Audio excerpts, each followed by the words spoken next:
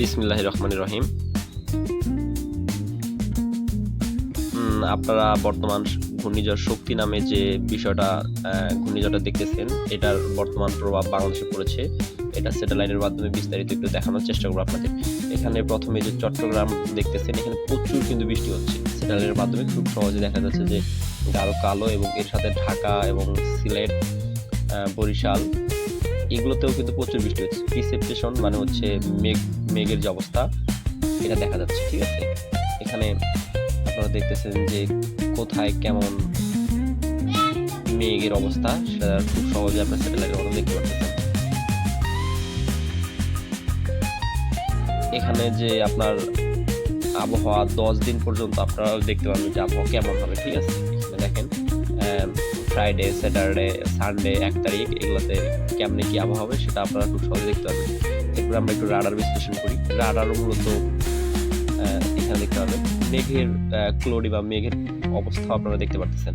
এখানে চট্টগ্রামে খুব বেশি মেঘ দেখা যাচ্ছে, এবং কি সময়ের সাথে সাথে দেখেন এটা কেমন আকার ধারণ করে এবং কোন দিকে প্রবাহিত হয় সেটাও দেখা যাচ্ছে।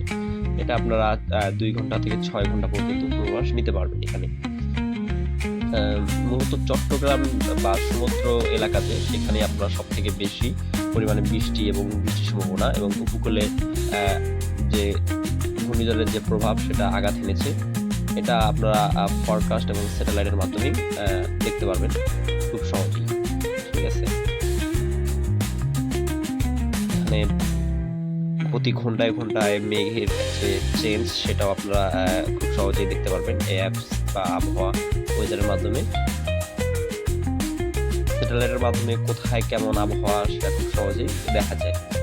মেঘের যে অবস্থা সেটা দেখে আপনারা দিনটা নির্ভর করতে, দিনটা কি রকম রোদ উঠবে না বৃষ্টি হবে সেটা আপনারা খুব সহজেই দেখতে পারবেন।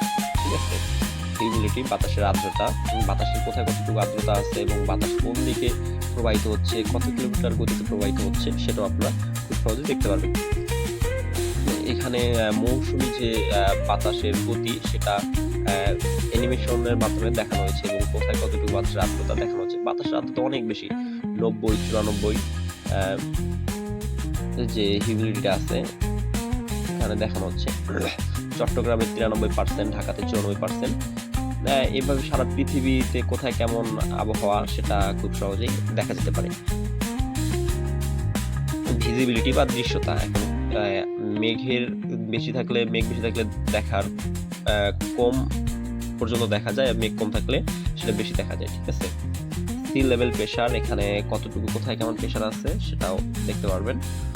এগুলো বিশ্লেষণ করে আসলে কোন এলাকায় আবহাওয়া কেমন হবে সেটা দেখতে পাবেন। আসলে যারা আবহাওয়া রিলেটেড অনেক কাজ করে থাকেন, যেমন চাতাল বা আপনারা ভুট্টা শুকানো, ধান শুকানো, তারপর হচ্ছে সাইলেজ, এই জাতীয় যারা কাজ করে তাদের কাছে আবহাওয়াটা খুব বেশি গুরুত্বপূর্ণ একটা বিষয়।